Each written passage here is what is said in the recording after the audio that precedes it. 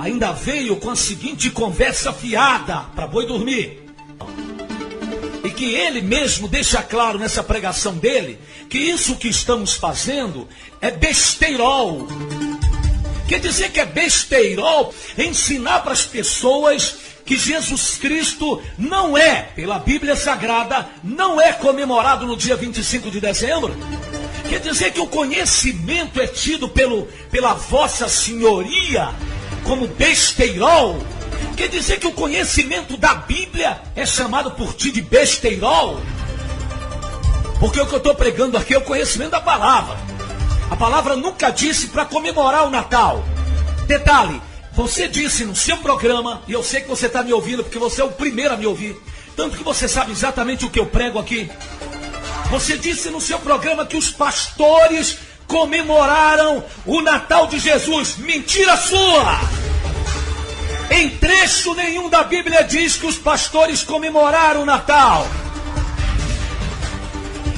Em trecho nenhum, não venha para cá com sua exegese e hermenêutica tentar dizer que a estrela, um corpo celeste inanimado, festejou o Natal de Jesus. Isso é chamar o povo de burro. Isso é chamar o povo de idiota e engolidor de qualquer conversa fiada. Porque um corpo inanimado não pode prestar adoração a Deus. Deus recebe a adoração dos seus filhos. Então você disse que os pastores que estavam no campo prestaram homenagem a Jesus quando nasceu. Mentira sua! Você disse que a estrela, que diga-se de passagem, já foi comprovado pela ciência, que a estrela que apareceu naquela época era um cometa que aparece cerca de 50 anos em todo o planeta. Já foi comprovado isso pela ciência. Você disse que quando essa estrela apareceu, ela estava rendendo homenagens ao nascimento de Jesus. Terceiro, você disse que os três reis magos, comemoraram o nascimento de Jesus. Outra mentira, outra falácia. Os três reis magos nem sabiam que Jesus Cristo era o Filho de Deus. Eles acreditavam, por causa das inspirações das Sagradas Escrituras, que nasceria um rei.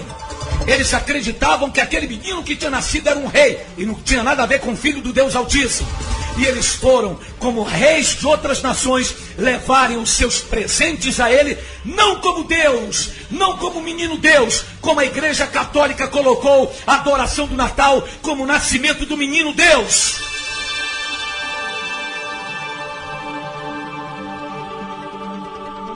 E em quarto, se aqueles homens, digamos, vamos supor que tudo isso que você falou de uma forma tão medíocre no seu programa, se realmente eles tivessem comemorado o Natal de Jesus, vamos supor, tá certo? É só uma suposição. Vamos supor que os reis magos tivessem realmente comemorado.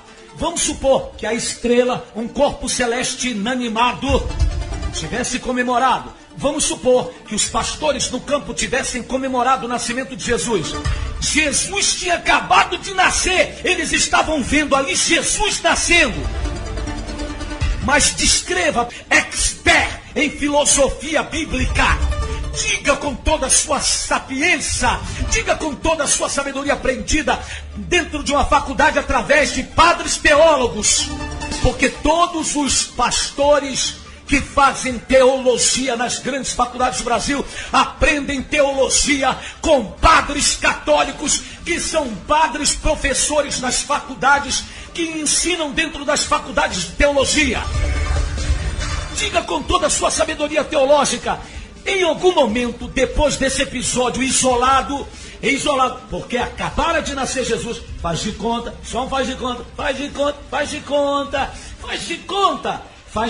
porque a Bíblia não fala isso. Faz de conta que eles tivessem homenageado Jesus quando nasceu, tá certo?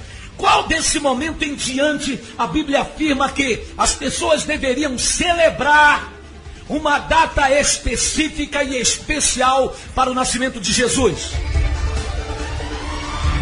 Mas a Bíblia manda celebrar a morte de Jesus, porque foi a morte de Jesus mais importante do que o seu nascimento. Por que a morte de Jesus foi mais importante do que o seu nascimento? Porque entre Jesus nascer até ele ir para a cruz, o trabalho dele só seria completo depois que ele fosse para a cruz, carregando sobre o madeiro todos os nossos pecados e nos libertando da escravidão que outrora vivíamos quando éramos escravos de Satanás. E essa obra só foi completa na cruz, não no nascimento dele, mas na morte dele na cruz, quando ele disse: está consumado. Aí se consumar o trabalho que ele viera fazer na terra. Se ele tivesse morrido por de qualquer outra forma, ou por intermédio de qualquer outro motivo, a morte dele teria sido, a morte e o nascimento dele teriam sido em vãos. Porém, era necessário que ele fosse morto, e com morte de cruz, a fim de nos resgatar do pecado, a fim de nos perdoar, a fim de nos tirar da escravidão e nos transportar do reino de trevas para o reino do Filho do seu amor, como a palavra do nosso Deus diz. Mas o detalhe é que em momento nenhum a Bíblia Sagrada manda, e eu só posso fazer, e a Bíblia é categórica nisso. Quer dizer que eu não conheço Bíblia? Então me responda, onde é que está escrito que a Bíblia diz que nós temos que fazer alguma coisa só porque os outros fizeram? Onde está escrito na Bíblia que eu tenho que fazer alguma coisa que a Bíblia não tenha mandado fazer? Aonde está escrito na Bíblia? E eu te mostro onde está escrito na Bíblia que eu só posso fazer aquilo que Jesus mandou eu fazer. Se eu fizer qualquer coisa a mais, eu não estarei com Deus. 2 de João, capítulo 1, do versículo 6 em diante, a Bíblia é categórica: aquele que vem até vós e não traz a doutrina de Cristo, esse não tem Deus. O que é doutrina? Cheio de exegese. Ei, você que aprendeu nas tribunas da sua faculdade, me diga o que significa doutrina. A palavra doutrina, por acaso, o professor de teologia, de exegese, a palavra doutrina, por acaso, não significa ensinamento? Logo o texto está dizendo: aquele que vem ter contigo e não traz os ensinamentos de Cristo, esse tal não é de Deus. Aquele que permanece na doutrina, ou seja, no ensinamento de Cristo, esse tem tanto pai quanto filho.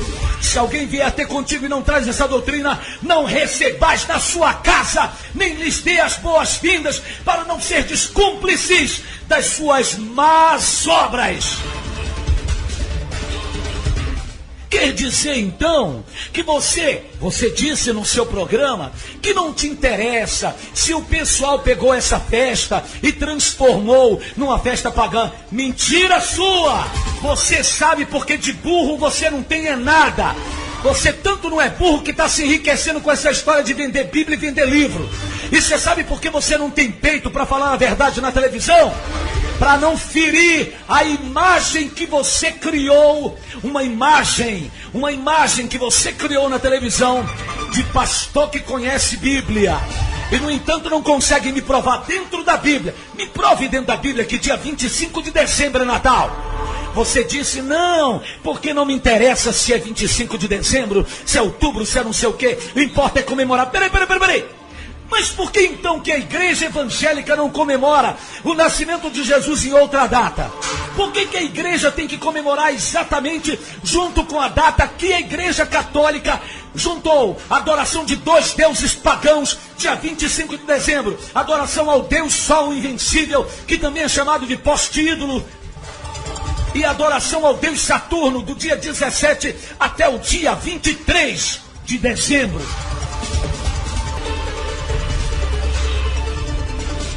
Você sabe que não existe a festa do Natal. Você e toda a cúpula que vive contigo, tirando proveito dessa festa, nas custas dos abestalhados, porque quem dá ouvido a pilantra é abestalhado. Você sabe que você está errado, mas você é incapaz de admitir o seu erro. Você sabe por quê? Porque é mais fácil, você é igual aos padres católicos, é mais fácil você sustentar a mentira, para não fazer papel na televisão de que estava ensinando coisa errada, continuar sustentando a mentira, mesmo sabendo que isso vai levar muita gente para o inferno. Isso mostra para você, povo de Deus, quem é verdadeiramente homem de Deus ou não. Eis a diferença entre o justo e o ímpio. Eis a diferença em quem vive a verdade e quem vive se escondendo atrás da mentira. Ele sabe que não existe Natal no dia 25 de dezembro. Eu não disse que as pessoas não podem comemorar uma festa de aniversário para Jesus. Porém, chegar aqui e dizer para as pessoas que elas têm que comemorar sim, que elas têm que festejar sim, como ele disse, sendo que esse Natal que ele disse que as pessoas têm que comemorar e festejar é 25 de dezembro, é querer que as pessoas continuem no engano e na mentira, na sordidez, para serem conduzidas ao inferno. Eu poderia até mandar as pessoas comemorar o Natal, se a Bíblia Sagrada mandasse. A Bíblia Sagrada manda comemorar a morte de Jesus. Capítulo 11 do livro de 1 de Coríntios. Manda celebrar a ceia em memória de mim, disse Jesus. Por que Jesus não disse, celebre-me no dia em que eu nasci? Mas por que ele disse, celebre a minha morte? Explique isso, pregador do exegese. Vendedor, você sabe vender livro, você tem uma conversa boa, é para vender livro. Por que você não aceita o meu desafio para a gente ir para a televisão, em rede nacional? Se você conhece Bíblia e pode provar que eu estou pregando errado, vamos lá, vamos para a televisão. Vamos em rede nacional, vamos comprar um horário. Vamos comprar um horário na Rede Globo, ou no SBT, ou na Bandeirantes. Porque a Record não vai querer, né? É, farinha no mesmo saco. Então vamos. Eu vou com minha Bíblia, você vai com sua exegese. Eu quero que você me mostre na Bíblia onde é que está escrito, primeiro, que Jesus nasceu em dezembro. Segundo, que nasceu no dia 25. Terceiro, que Jesus tem que ser comemorado o aniversário dele, que a Bíblia manda fazer isso. Porque vim pra cá com essa história de dizer que os reis magos comemoraram, que a estrela comemora. Peraí, você está chamando o povo de burro? É isso? Você está dizendo que o povo é burro a ponto de achar que uma estrela inanimada, um pedaço de pedra de rocha flutuante no espaço, tem a capacidade de adorar a Deus? É chamar o povo de burro. Ou afirmar a teoria do catolicismo, de que as pedras que se são constituídos lá dentro como deuses, como santo isso, santo aquilo, realmente podem adorar a Deus. Se você está dizendo que uma estrela inanimada, um pedaço de rocha flutuante no ar, que riscou o céu de um lado para o outro, um cometa. Se você está dizendo que um cometa, ou um meteoro, ou um meteorito, que passou por aquela época, que os cientistas já comprovaram que essa estrela ela aparece algumas centenas de anos no decorrer da era humana. Você dizer que um pedaço de rocha flutuante no espaço tem a capacidade de adorar a Deus, então você está dizendo que as imagens da Igreja Católica também adoram, porque são pedra do mesmo jeito. Então aquelas pedras expostas dentro da Igreja Católica como estátuas, que representa Maria, que representa São Pedro, que representa São Paulo e companhia limitada, então você está dizendo que aquelas estatuetas feitas de papel, de plástico, de pedra, seres inanimados e sem vida, então você está dizendo que elas também têm a capacidade de adorar a Deus, é isso? Se uma estrela que passa no céu tem a capacidade de adorar a Deus, se Deus recebe a adoração de pedras, então, meu irmão, eu não sei que Deus eu estou seguindo. Porque o Deus que eu conheço da Bíblia não recebe adoração de seres inanimados. Se você ainda dissesse que um animal glorificou a Deus, eu poderia até aceitar. Porque a própria Bíblia, no livro de Salmos, fala que até os animais do campo honram a Deus, prestam adoração a Deus. Quando eles emitem os seus sons típicos, isso é para Deus motivo de louvor. Mas dizer que um ser inanimado, uma pedra, emite adoração a Deus, é chamar o povo de burro.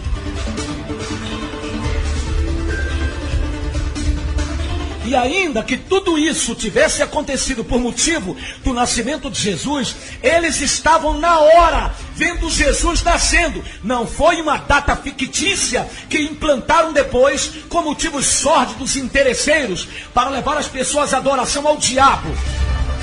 Como diz aqui o livro, peraí, deixa eu voltar lá. Como diz aqui o livro de Tito, a Bíblia está dizendo que eu tenho que fazer esse tipo de pregador calar.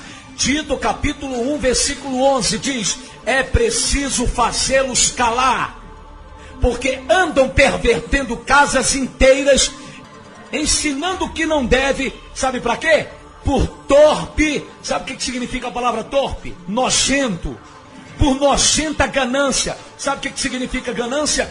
Ambição de ganhar e possuir, cobiça, ou seja, por ganância, por querer ganhar dinheiro em cima dessa história de Natal, como vocês botam árvore de Natal dentro da igreja, para mandar o povo levar dinheiro na árvore, dizendo que é o presente de Jesus. Por isso vocês não querem desfazer na mente do povo de Deus essa história diabólica do Natal, que não tem nada a ver com o nascimento de Jesus. Que Jesus nasceu, eu não sou burro, eu sei que a Bíblia diz que ele nasceu, porém eu também não sou burro para adorar uma data como se fosse aquela data fictícia, seja lá como for, como se fosse o nascimento de Cristo. Mesmo porque essa data, você estudou, moço, você sabe do que eu estou falando. A questão é que você não tem peito, não é homem, nem de Deus, nem honra as calças que veste. Não é macho o suficiente para chegar na televisão e admitir diante da população que já te conhece e que acredita na sua pregação. Você não é homem suficiente para chegar para as pessoas e admitir o seu erro. Porque um dia eu errei, um dia também eu errei festejando o Natal, acreditando que Natal era uma festa cristã. Era, diga-se de passagem, a festa que mais eu gostava. Eu achava lindo o Natal. Eu festejava, eu punha árvore de Natal na minha casa, dentro da igreja. Mas depois do dia em que eu descobri que a data, primeiro, não é 25, segundo, não é dezembro, terceiro, Deus, em sua palavra, não manda a gente comemorar o nascimento do seu filho. Quarto, a própria Bíblia Sagrada nos dá suporte de que a data não é essa, que a época não é essa. Quinto, isso tudo foi criado pela Igreja Católica para a adoração de dois demônios. Depois que eu fiquei sabendo de tudo isso, eu simplesmente tenho mostrado às pessoas e ensinado a elas, para elas não errarem. Agora, quem quer continuar no erro, vai dar conta para Deus no dia do juízo. E você, por estar pervertendo casas inteiras, pregando o que não deve, por torpe ganância, vai dar conta para Deus também.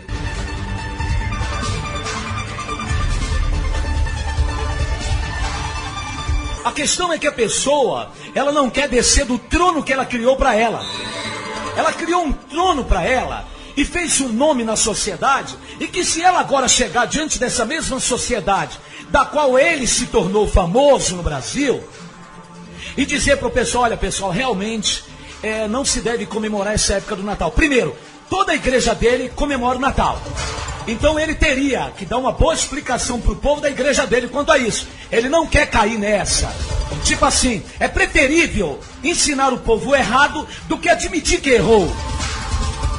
Como os padres da Igreja Católica. Os padres da Igreja Católica, a essas alturas, não pode mais chegar para o povo e dizer, olha pessoal, não pode rezar para ídolos, não pode fazer orações ou acender velas para imagem, que a Bíblia proíbe isso. Eles não podem mais fazer isso. Por quê? Porque se eles fizessem isso, a população mundial certamente iria execrá-los.